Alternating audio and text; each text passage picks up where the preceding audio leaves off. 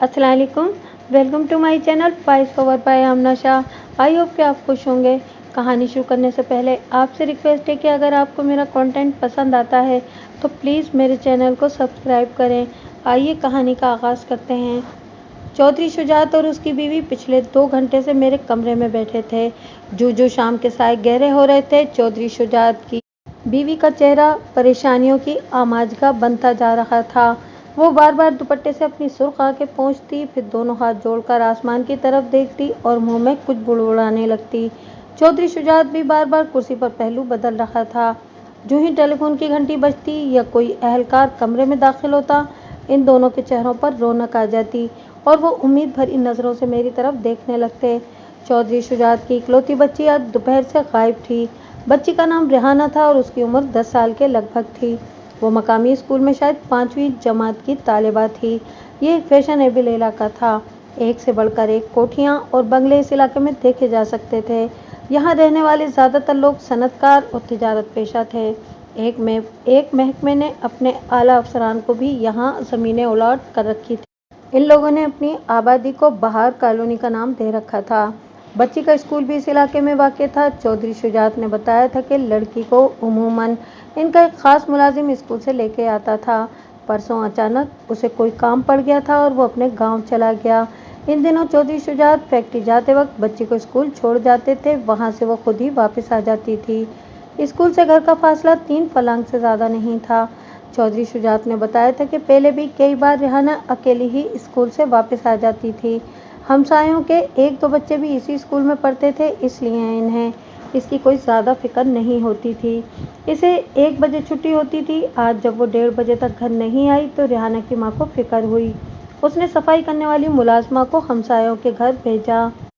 उनकी एक लड़की भी उसी स्कूल में पढ़ती थी। वो अक्सर इकट्ठी घर आया करती थी।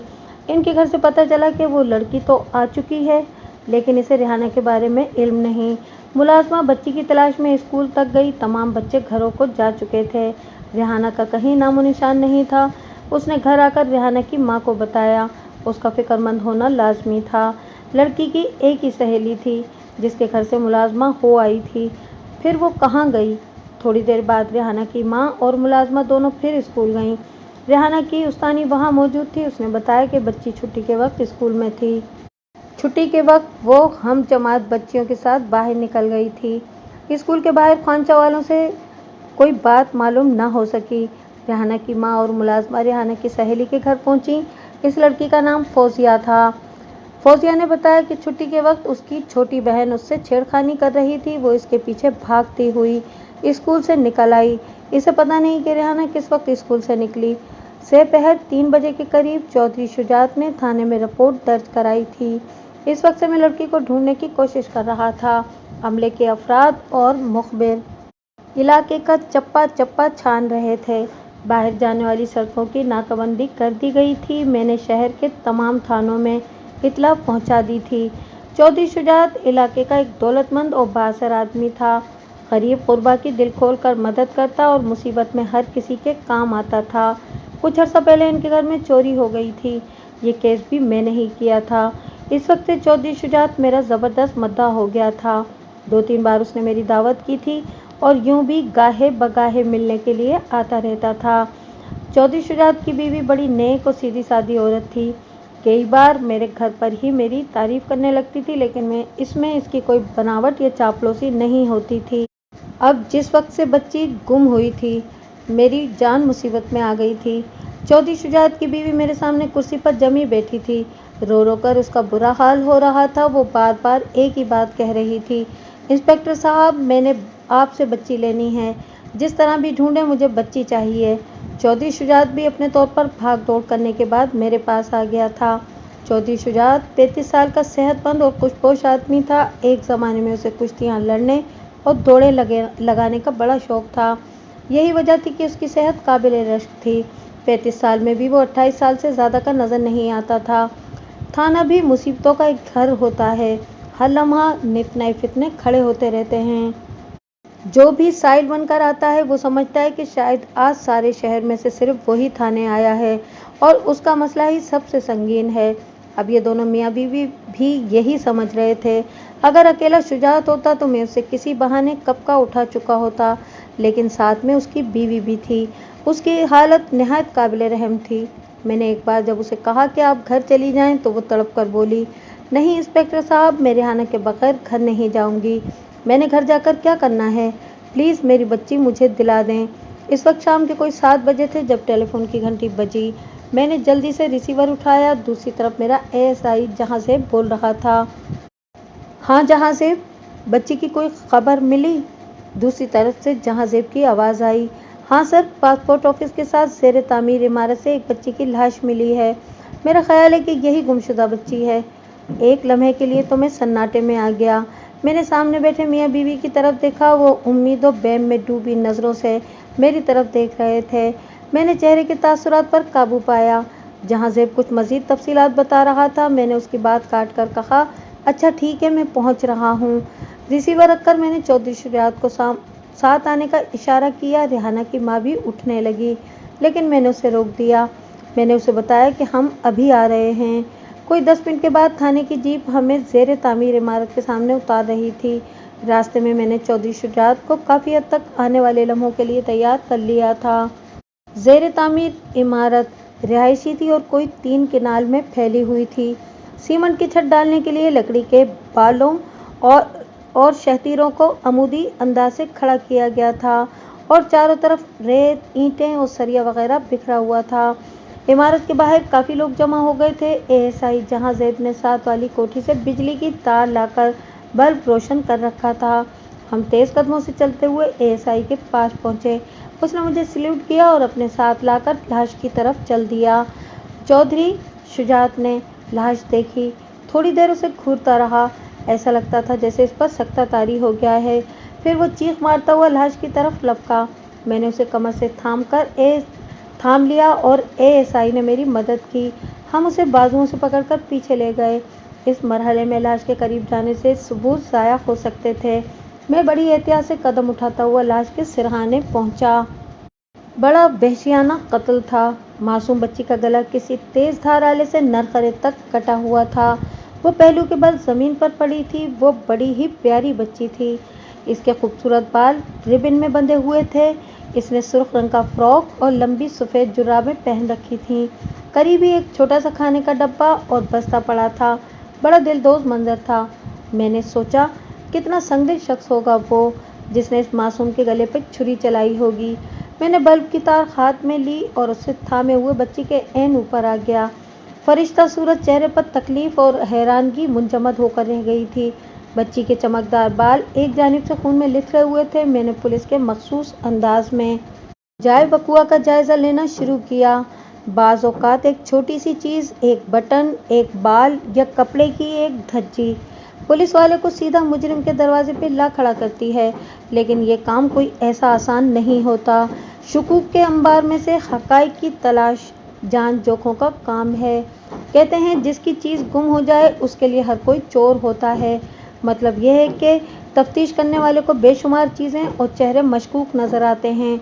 अब ये इसकी काबिलियत पर मुनहसर है कि वो अनगिनत रास्तों में से कौन सा रास्ता तहकीकी सफ़र के लिए मुंतखब करता है। मैंने एहतियात से बच्ची का बस्ता उठाया और उसे रोशनी की तरफ करके देखा। कापियाँ, किताबें, पेंसिलें, स्लेटी के अलावा एक छोटी सी पुड़िया नज़र आई। मैंने पुड़िया खोली। अंदर कोई सफ़ूफ सा था। मैंने सफ़ूफ सूंघा, फिर थोड़ा सा सफ़ूफ ज़बान की नोक से चखा। ये चूरन था। ऐसे चूरन स्कूलों के बाहर खांचा फरोश बेचा करते हैं। मैंने पुड़िया महफूज कर ली। खाने के डब्बे में रोटी के चंद टुकड़े थे। लड़की के फ्रॉक में एक जेब थी। मैंने जेब टटोली तो वो कुछ भारी नज़र आई। अंदर हाथ डाला तो पता चला कि जेब में खरबूजे के खुश्क बीज हैं। खरबूजों का मौसम था। बाज़ लोग खरबूजे के बीजों को साफ करके धूप में सुखा लेते हैं और बाद में छील कर खाते हैं। ये कोई आधी मुट्ठी बीज थे और छिले हुए थे। मैंने इनको भी महफूज कर लिया। मैंने देखा कि घुटनों से ज़रा ऊपर बच्ची की टांगों पर खराशें थीं। फराक भी कंधे पर से उधड़ा हुआ था। ये तमाम तफसीलात भी मैंने जहन में महफूज कर लीं। लाश इस इमारत के चौकीदार ने दरियाफ्त की थी। एक बूढ़ा शख्स था। उसने बताया कि छतों की जानिब से तामीर का काम कुछ दिनों के लिए रुका हुआ है। وہ یہاں نگرانی پر مامور تھا۔ دوپہر کے وقت وہ سو گیا تھا۔ شام سے کچھ دیر پہلے وہ اس طرف آیا تو لڑکی کی لاش دیکھی۔ اس نے بتایا کہ اس نے لاش کو ہلایا جلایا نہیں۔ بہرحال لاش دریافت ہونے کے بعد ارد گرد کے لوگ آ کر لاش دیکھتے رہے تھے۔ ASI نے بتایا کہ جب وہ پہنچا تو لوگ لاش کے گرد گھیرا ڈالے کھڑے تھے۔ ایسی صورت میں جائے وقوع سے قدموں وغیرہ کے نشانات ملنا کافی مشکل ہوتا ہے۔ میں نے ارد گرد کی زمین کا اچھی طرح جائزہ لیا۔ اچانک ایک چیز دیکھ کر میں چونک گیا۔ میں نے نیچے جھک کر یہ چیز اٹھائی اور جیب میں ڈال لی۔ ASI جائے وقوع کا نقشہ تیار کرانے میں مصروف تھا۔ پولیس کا فوٹوگرافر بھی پہنچ چکا تھا۔ میں نے عملے کو ضروری ہدایات دیں اور ارد گرد کے مکینوں سے پوچھ گچھ کرنے لگا۔ لوگ ایسے مواقع پر گواہیاں دینے سے گھبراتے ہیں۔ جن چند ایک افراد نے بیانات دیے ان سے کوئی کام کی بات معلوم نہ ہو سکی۔ صرف ایک کوٹھی کے چوکیدار نے بتایا کہ دوپہر کے وقت زیر تعمیر کوٹھی سے تھوڑے فاصلے پر ایک ٹانگا آ کر رکا تھا جس میں کچھ اجنبی افراد سوار تھے۔ ایک اور نومول لڑکے نے کہا کہ دوپہر کے وقت وہ گلی سے گزر رہا تھا تو اسے چیخوں کی آوازیں سنائی دی تھیں۔ کوئی بچہ 2 دفعہ زور زور سے چیخا تھا۔ اس نے سمجھا کہ اسکول میں چھٹی ہوئی ہے اس لیے بچے کھیل کود رہے ہیں۔ میں نے کافی کوشش کی لیکن لڑکے سے کوئی اور بات معلوم نہ ہو سکی۔ کچھ دیر بعد موقع واردات پر ٹھہر کر میں ریحانہ کے باپ کے ساتھ تھانے واپس آ گیا۔ ریحانہ کا باپ رو رو کر نڈھال ہو چکا تھا۔ تھانے پہنچ کر میں نے اسے جیپ سے اترنے کو کہا تو اس نے انکار کر دیا۔ وہ کہنے لگا کہ مجھ میں اتنی ہمت نہیں کہ ریحانہ کی ماں کو اپنی شکل دکھاؤں۔ مجبوراً یہ ناخوشگوار فرض بھی مجھ کو ہی ادا کرنا پڑا۔ میں وہ منظر کبھی نہ بھول سکا۔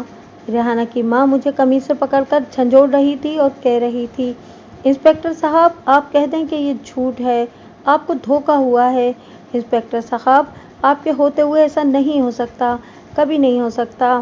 میں نے روتی چیختی عورت کو بمشکل خود سے علیحدہ کیا۔ مجھے یوں محسوس ہو رہا تھا جیسے میں اس کا مجرم ہوں اور شاید واقعی میں مجرم تھا۔ میرے علاقے میں دن دہاڑے ایک بہیمانہ قتل ہوا تھا۔ ایک خوش رنگ پھول کو بے دردی سے کچل کر ایک آنگن کو ویران کر دیا گیا تھا۔ اگلے روز میں نے بچی کے ماں باپ سے طویل ملاقات کی۔ میں نے انہیں کہا کہ میرا کام تفتیش کرنا ہے لیکن تفتیش کا رخ آپ کو متعین کرنا ہے۔ آپ بتائیں اس سلسلے میں آپ کو کس کس پر شک ہے؟ چودھری شجاعت نے فوراً کہا کہ خاندان کے اندر اور باہر کسی سے ان کی کوئی دشمنی نہیں۔ اگر خاندان میں کسی سے کوئی لڑائی جھگڑا ہے بھی تو وہ اس بات کا تصور بھی نہیں کر سکتے کہ ایسا کوئی جھگڑا بچی کے قتل کا سبب بن سکتا ہے۔ میں نے انہیں کہا کہ وہ خود سے کوئی رائے قائم کرنے کی کوشش نہ کریں اور مجھے تمام حالات کھول کر بتائیں۔ چودھری شجاعت میرا اشارہ سمجھتے ہوئے بولا، نواز صاحب یقین کریں اس قسم کی کوئی بات نہیں، بلکہ سرے سے کوئی بات ہے ہی نہیں۔ بچی کے بڑے اور چھوٹے ماموں میں اس کے رشتے پر ایک جھگڑا ہوا تھا۔ میں نے دونوں کو یہ کہہ کر چپ کروا دیا تھا کہ ابھی تو ریحانہ نے اسکول جانا شروع کیا ہے، ابھی سے ایسی باتیں مناسب نہیں۔ باقی رہی خاندان سے باہر کی دشمنی تو میری نظر میں کوئی ایسا معاملہ نہیں جس کا نتیجہ اس قدر المناک نکل سکتا ہے۔ چودھری شجاعت کی آنکھوں میں آنسو بھر آئے۔ اس کی بیوی سسکنے لگی۔ میں نے کہا، اچھا آپ یہ بتائیں کہ آپ کے خیال میں قتل کی کیا وجہ ہو سکتی ہے؟ جواب میں ریحانہ کی ماں ایک بار پھر رو رو کر نامعلوم قاتل کو بد دعائیں دینے لگی۔ اس کی گریہ وزاری میں بتدریج اضافہ ہو رہا تھا۔ چودھری شجاعت کو ایک رشتہ دار اسے کندھے سے پکڑ کر باہر لے گیا۔ چودھری شجاعت بولا، انسپکٹر صاحب ہمیں تو کچھ سمجھ نہیں آتی کہ قاتل کون ہے، ہمارے گھر کی رونق کا دشمن کون ہے، ہمارا سب کچھ وہ لوٹ کر لے گیا۔ پھر آنسو پونچھتے ہوئے بولا، انسپکٹر صاحب مجھے تو بار بار وہ چوری والا واقعہ یاد آ رہا ہے، کہیں ایسا تو نہیں کہ یہ ان لوگوں کے ساتھیوں کا کام ہو؟ چوری کا واقعہ میری نظروں میں بھی گھوم گیا۔ کوئی 7 مہینے پہلے چودھری شجاعت کے گھر چور گھس آئے تھے۔ ابھی وہ تالے وغیرہ توڑنے کی تیاری ہی کر رہے تھے کہ چودھری شجاعت کی آنکھ کھل گئی۔ اس نے انہیں للکارا اور وہ بھاگ کھڑے ہوئے۔ شجاعت بھی ایک جوشیلا آدمی تھا۔ اس نے تنے تنہا اس کا پیچھا کیا کیونکہ وہ ایک زمانے میں ایتھلیٹ رہ چکا تھا اور کوئی 2 فلنگ بھاگ کر ایک شخص کو قابو بھی کر لیا۔ بعد میں یہ کیس میرے پاس آیا۔ میں نے پکڑے جانے والے شخص کی مدد سے ان کے باقی 3 ساتھیوں کو بھی گرفتار کر لیا۔ یہ بڑے نامی گرامی چور تھے اور کئی مقدموں میں پولیس کو مطلوب تھے۔ ان میں سے 2 پر قتل کا الزام بھی تھا۔ چودھری شجاعت جس شبے کا اظہار کر رہا تھا وہ میرے نزدیک زیادہ اہم نہیں تھا۔ میری معلومات کے مطابق وہ چاروں جیل میں تھے اور کوئی ایسی خاص وجہ بھی نظر نہیں آتی تھی کہ اس قتل میں ان کا ہاتھ ہو۔ بہرحال میں نے یہ شخص ذہن میں محفوظ کر لیا۔ اب میں نے چودھری شجاعت سے بچی کی جیب اور بستے سے برآمد ہونے والی چیزوں کے بارے میں پوچھا۔ پتہ چلا کہ خربوزے کے خشک بیج بچی گھر سے لے کر نہیں گئی تھی، وہ اس نے اسکول میں کسی سے لیے تھے۔ یہ بیج بازار میں نہیں بکتے، نہ ہی وہ کسی کے گھر گئی تھی۔ ظاہر ہے کہ یہ بیج اس نے کسی ہم جماعت سے لیے ہوں گے۔ بچوں کو عموماً خربوزے اور تربوز وغیرہ کے بیج چھیلنے اور انہیں جمع کرنے کا بھی شوق ہوتا ہے۔ باقی رہا چورن، تو اس نے یقیناً چھٹی کے وقت خانچہ فروش سے لیا تھا۔ لیکن چودھری شجاعت کی بیوی نے بتایا تھا کہ جب وہ ملازمہ بچی کو ڈھونڈنے کے لیے اسکول گئیں تو انہوں نے خانچہ فروش سے بچی کے بارے میں پوچھا تو کسی کو بھی اس کے بارے میں علم نہیں تھا۔ میں آپ کو بتا چکا ہوں کہ بچی نہایت خوبصورت اور ہوشیار تھی۔ وہ بڑی پیاری باتیں کیا کرتی تھی۔ یوں بھی وہ ایک نہایت امیر باپ کی بیٹی تھی۔ گلی محلے اور اسکول میں اسے اچھی طرح پہچانا جاتا تھا۔ اس کے شوق میں اسکول بھی بند تھا۔ اگلے روز اسکول کھلا تو میں تفتیش کی غرض سے وہاں پہنچا۔ میں نے فرداً ہیڈ مسٹریس اور استانیوں سے بچی کے بارے میں سوالات کیے۔ سب نے کہا کہ وہ بڑی پیاری اور لائق بچی تھی۔ میں نے اس کی ہم جماعت لڑکیوں سے بھی پوچھ گچھ کی۔ پتہ چلا کہ خربوزے کے بیج جماعت کی کسی لڑکی نے اسے نہیں دیے تھے۔ یہ بیج اس کی جیب میں کیسے آئے؟ چورن والا معاملہ بھی الجھا ہوا تھا۔ اسکول میں آ کر ایک عجیب بات معلوم ہوئی۔ لڑکیوں نے بتایا کہ ریحانہ اس چورن والے سے اکثر چیزیں لیتی تھی۔ وہ اسے دوسری لڑکیوں سے زیادہ چیزیں دیا کرتا تھا اور دیر تک اس سے باتیں بھی کرتا رہتا تھا۔ میں نے چورن والے سے ملنا چاہا تو پتہ چلا کہ وہ آج خانچہ لے کر نہیں آیا۔ چورن والے کا کردار کچھ مشکوک ہوتا جا رہا تھا۔ قتل ہونے سے پہلے ریحانہ آخری بار جس شخص سے ملی تھی وہ چورن والا تھا۔ اس نے اس سے چورن ہی لیا تھا، لیکن چورن والے نے یہ بات چھپانے کی کوشش کی تھی۔ میں نے بچوں سے پوچھا کہ کسی بچے نے اسے پرسوں چورن والے سے کچھ لیتے دیکھا تھا؟ ایک لڑکی نے ہاتھ اٹھایا۔ میں نے اسے پاس بلا کر پیار سے پوچھا۔ اس نے بتایا کہ وہ ریحانہ کے ساتھ ہی اسکول سے نکلی تھی۔ ریحانہ نے اس سے چورن اور چنے لیے تھے۔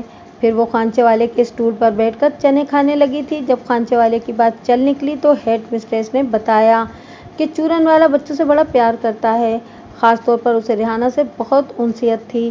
چند ماہ پہلے ایک سائیکل والا ریحانہ کو ٹکر مار کر گزر گیا۔ ریحانہ کی ٹانگ سے خون بہنے لگا۔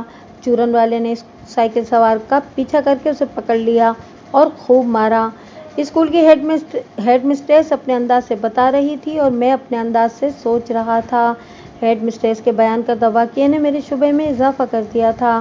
میں نے اسکول کے باہر آ کر خانچہ فروشوں پر ایک نظر ڈالی۔ مختلف چیزیں بیچنے والے کوئی 6 خانچہ فروش وہاں موجود تھے۔ چونکہ اسکول اچھے علاقے کا تھا، اس لیے خانچہ فروش بھی نسبتاً صاف ستھرے دکھائی دیتے تھے۔ میں نے ایک خانچہ فروش کا انتخاب کیا اور ASI کو ہدایت کی کہ اسے ساتھ لے کر اندر آ جائے۔ اسکول کے ایک خالی کمرے میں بیٹھ کر میں نے خانچہ فروش سے پوچھ گچھ کی۔ یہ 25-30 سال کا ایک دبلا سا شخص تھا اور آئس کریم بیچتا تھا۔ میں نے اس سے چورن فروش کے بارے میں معلومات حاصل کی۔ پتہ چلا کہ چورن فروش کا نام رحمان ہے۔ اس کی عمر 35 سال کے لگ بھگ ہے۔ بال بچہ کوئی نہیں۔ اس شہر کی نواحی بستی میں اکیلا رہتا ہے۔ اس نے بتایا کہ رحمان گمسم سا اور پراسرار سا آدمی ہے، بہت کم بات کرتا ہے۔ میں نے آئس کریم والے سے کریت کر سوال پوچھے۔ اس نے بتایا کہ چچا اکبر خان والی بچی، اکبر خان اس ملازم کا نام تھا جو ریحانہ کو اسکول لاتا اور لے جاتا تھا۔ چورن فروش سے بڑی بے تکلف تھی۔ ایک روز اس نے دیکھا کہ وہ چنوں پر مرچیں ڈالنے والی مرچیں چمچ بھر بھر کر منہ میں ڈال رہی تھی اور وہ کھاتا جا رہا تھا۔ جلن کی وجہ سے اس کا منہ سرخ ہو رہا تھا۔ وہ لڑکی ہنس ہنس کر بے حال ہو رہی تھی۔ وہ اکثر اس سے شرارتیں کرتی رہتی تھی، کبھی اس کی کوئی چیز لے کر بھاگ جاتی تھی اور کبھی اسے چھیڑنے کے لیے اس کا کوئی نام رکھ دیتی تھی۔ میں نے جب اس سے رحمان کے کردار کے بارے میں پوچھا تو وہ کوئی واضح جواب نہ دے سکا۔ ویسے وہ میرا شک سمجھ گیا تھا۔ شاید یہی وجہ تھی کہ اس کی آنکھوں میں حیرت نظر آنے لگی تھی اور وہ کچھ ڈرا سہما سا نظر آ رہا تھا۔ میں نے پہلے نرمی سے بات کی، پھر ڈرایا دھمکایا کہ وہ کوئی بات چھپانے کی کوشش نہ کرے، ورنہ مجھے سارے خوانچے والوں کو تھانے لے جانا پڑے گا۔ کوشش کے باوجود وہ کوئی اور بات بتانے سے قاصر رہا۔ میں نے اسے ہدایت کی کہ یہاں ہونے والی باتوں کو صرف اپنے تک محدود رکھے، ورنہ وہ مصیبت میں پڑ جائے گا۔ اسے روانہ کرنے سے پہلے میں نے عبد الرحمان کے گھر کا پتہ لے لیا تھا۔ पुलिस को हर अंदाज से सोचना पड़ता है। कत्ल की मुमकिन वजूहात में से एक वजह यह भी हो सकती थी कि किसी जुनूनी ने बच्ची को तशद्दुद का निशाना बनाकर कत्ल कर डाला हो। बच्ची के जिस्म पर खराशें थीं और लिबास भी फटा हुआ था।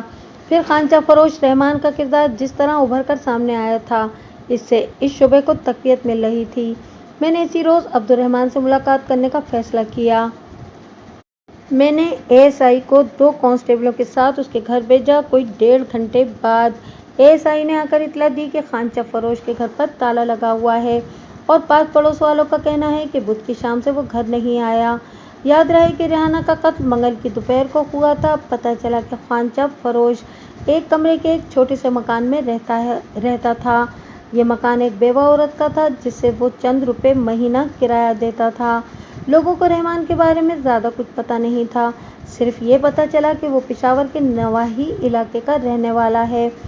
तफ्तीश का एक रास्ता वक्ती तौर पर बंद हो गया था, लेकिन दूसरा अभी खुला था। ये रास्ता मुझे पत्थर के एक छोटे से मनके ने दिखाया था।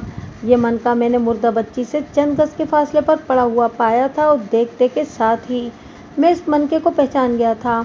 ये मनका एक तस्बीह का था और तस्बीह मेरे लिए जानी पहचानी थी। ये एक अधेड़ उम्र औरत अक्सर थाने में आया करती थी।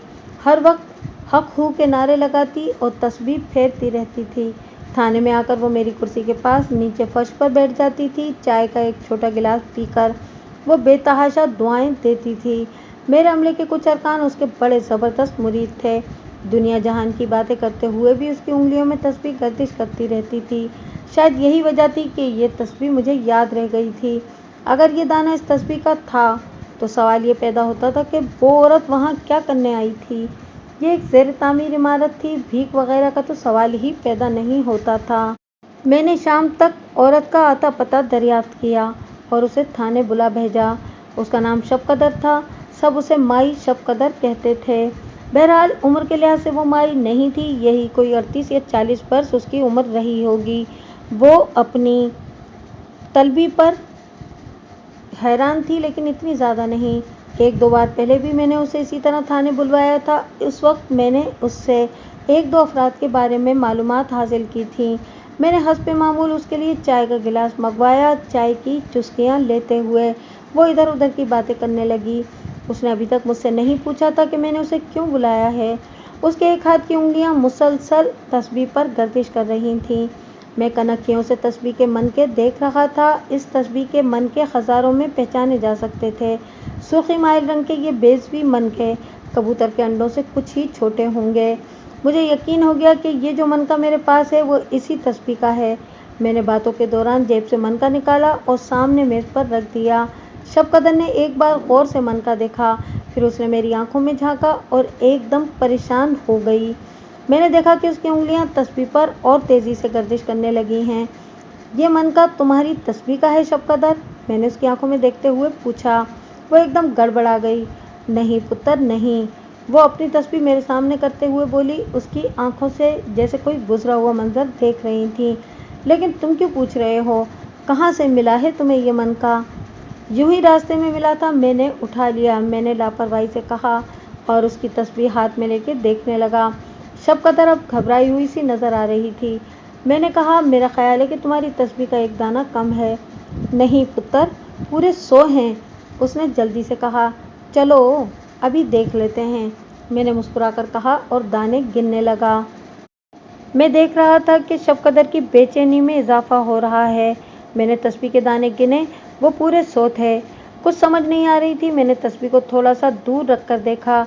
अचानक मेरी नज़र एक दाने पर अटक गई।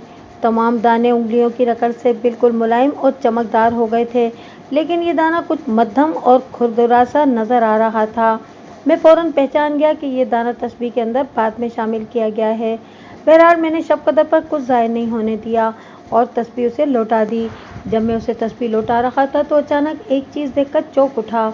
शब-कदर के गले में सीपियों का हार था और हार के अलावा उसने गले में कोई कपड़ा भी लपेट रखा था। उस कपड़े में वो 2 जगह सी पोटलियाँ सी बनी हुई थीं। यूँ लगता था जैसे भुने हुए चने बांध रखे हैं।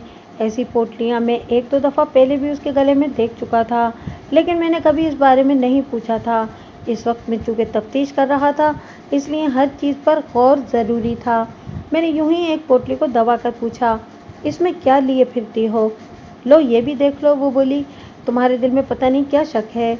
उसने एक पोटली खोलकर मेरे सामने कर दी। इसमें जो चीज़ नज़र आई वो अफीम या चरस तो नहीं थी, लेकिन मेरे लिए इससे भी ज़्यादा अहम थी। मैं एकदम जैसे उछल पड़ा। माई शबकदर ने दुपट्टे में खरबूजे के छिले हुए खुश्क बीज बांध रखे थे। चंद लम्हे पहले मेरे दिल में जो शक पैदा हुआ था वो एकदम जवान होकर यकीन की सूरत इख्तियार कर गया। रेहाना के कत्ल में माई शबकदर का गहरा हाथ नजर आने लगा। खरबूजे के बिल्कुल ऐसे ही बीज रेहाना की जेब से भी बरामद हुए थे। मेरा जहन तेजी से काम कर रहा था। माई शबकदर की गिरफ्तारी इस वक्त भी अमल में आ सकती थी, लेकिन जल्दबाजी ठीक नहीं थी।